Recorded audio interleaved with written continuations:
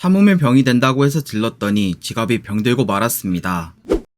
첫 번째로 투믹스의 스위치온입니다. 대학 신입생 OT에 참석하게 된 김희준. 모두와 잘 지내고 싶어 노력했지만 크나큰 실수를 저지르게 됩니다. 한 학년 선배인 장예은에게 토를 하게 된 사건. 희준이가 워낙 잘못한 사건이기에 사건 이후로 희준이와 예은이의 관계는 주인과 머슴 같은 관계로 변하였습니다. 하지만 이 관계 또한 역전되는 사건이 발생합니다. 예은의 부탁으로 가방을 들어주던 희준. 그녀가 휴대폰을 꺼내다 뭔가를 떨어뜨리는데 그건 바로 진동기구의 버튼이었습니다. 강의 내내 고민하던 희준은 실수로 버튼을 누르게 되는데 예은이가 보인 반응을 통해 확신하게 됩니다. 자신을 부려먹은 예은이에게 복수할 기회라는 것을 발표하는 동안 버튼을 눌러 방해한 희준은 발표를 마친 예은이에게 들키고 마는데 열심히 시침이 뗐지만 결국 들키고 맙니다. 그렇게 예은이는 희준이를 데리고 인 강의실에 들어가서 화를 내게 되는데요. 역으로 비밀을 잡고 있던 그가 본의 아니게 그녀를 몰아세우며 그녀를 협박하는 상황이 돼버렸습니다. 그래서 비밀을 숨기고 싶은 예은이는 어떻게 하면 비밀을 지켜줄 거냐고 물어보게 됩니다. 과연 희준이와 예은이의 어긋난 관계는 어떤 식으로 바로잡을 수 있을까요? 스토리의 흐름을 보여주는 과정에서 단순하지만 복잡한 관계에서 오는 묘사가 좋았습니다. 잘못된 관계에서 오는 쾌락, 본인도 몰랐던 가치관을 깨달으면서 변화하는 모습, 재미있는 것을 발견한 어린아이처럼 흥미를 가진 모습 등 과몰입하게 만드는 요소가 장난 아니어서 좋았습니다. 두 번째로 투믹스의 대학 생활은 동아리부터입니다. 대학에 입학했지만 OT 때 독감이 걸려 친구 없이 혼자 다니게 된 송견우. 동아리 홍보 시기 막바지 속에서 영어회화 동아리 홍보를 하는 장윤아를 만나게 됩니다. 예쁜 외모의 혹한 견우는 무심코 그녀를 쳐다보다 얘기하게 되면서 결국 동아리에 가입하게 됐습니다. 하지만 이를 탐탁지 않게 여기는 사람이 있었는데 그건 바로 유나의 소꿉친구 이시아였습니다. 유나를 건드리기 위해 견우가 동아리에 가입했다고 착각한 시아는 그가 보이는 사소한 행동 하나하나 전부 꼬투리 잡음을 방해하였습니다. 그러던 어느 날 평소처럼 견우가 동아리 방에 갔었는데요. 나 홀로 영화를 보던 유나가 있었습니다. 어쩔 수 없이 단둘이 영화를 보게 됐는데 민망한 장면이 오랫동안 나와 분위기가 좀 그랬습니다. 그런데 유나가 황당하게도 견우에게 성인으로서 해본 적 있는지 대놓고 물어봅니다. 견우는 나름 성실히 대답하였으며 역으로 질문하여 유나와 대화를 이어나가고 있었습니다. 그러다 시아가 동아리 방에 오게 되면서 이야기는 끝이 났고 견우는 부끄러워하는 한편 유나는 나름대로 만족하는 모습을 보여줍니다. 과연 각자 다른 생각과 오해를 가진 동아리 속에서 견우는 어떻게 극복해 나갈 수 있을까요? 동아리라는 작은 공간과 인간관계 속에서 일어날 수 있는 관계 변화가 흥미로웠습니다. 오해에서 시작된 관계, 궁금증에서 시작된 관계, 작은 호기심에서 호감으로 발전하여 시작된 관계, 이런 다양한 관계를 어떻게든 다 유지하려고 노력하며 갈피를 못 잡는 이야기가 좋았습니다. 세 번째로 투믹스의 언제부터 사귀었는데입니다. 2개월 뒤면 전역하여 민간인이 되는 이진호, 그런 그에게 면회까지 오는 소꿉친구 정주리가 있었습니다. 유치원 때부터 시작된 인연이었으며 심지어 진호가 주리를 좋아하여 고백까지 했지만 사이고 나서 쭉 친구로 지내온 것이었습니다. 그렇게 외박으로 PC방, 밥, 모텔의 순서로 자주 겪었던 일. 진호는 모텔에서 주리와 함께 술을 마셨지만 그녀가 술에 취해 잠들자 바로 이불을 덮어주는 신사다운 모습을 보여줍니다. 이런 소꿉친구 관계가 깨지는 게 무서웠던 진호는 자는 주리 옆에 함께 누워 자려고 했는데 자기 직전 사랑한다고 혼잣말로 얘기하게 됩니다. 주리가 자고 있는 줄 알아 그런 얘기를 했던 거지만 그녀는 사실 잠에서 깬 상태라 다 듣고 있던 것이었습니다.